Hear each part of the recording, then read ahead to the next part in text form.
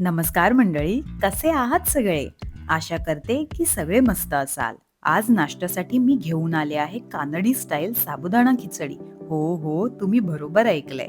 थोडी वेगळी पण एकदम चवदार. चला तर मग लगेच बनवायला सुरुवात करूया. सर्वप्रथम कढईत तेल गरम करून घेऊया. तेल गरम झालं की त्यात जिरे आणि मोहरीची फोडणी घालूया. जिरे मोहरी तडतडले की कांदा आणि हिरवी मिरची घालून चवीनुसार मीठ टाकून कांदा गुलाबी होईपर्यंत छान परतवूया. आता थोडीशी हळद घालून मिक्स करूया. त्यानंतर भिजवून ठेवलेला साबुदाणा घालूया. गरजेनुसार दाण्याचं कूट घालून वरून हिरवे मटार आणि कढीपत्ता टाकूया.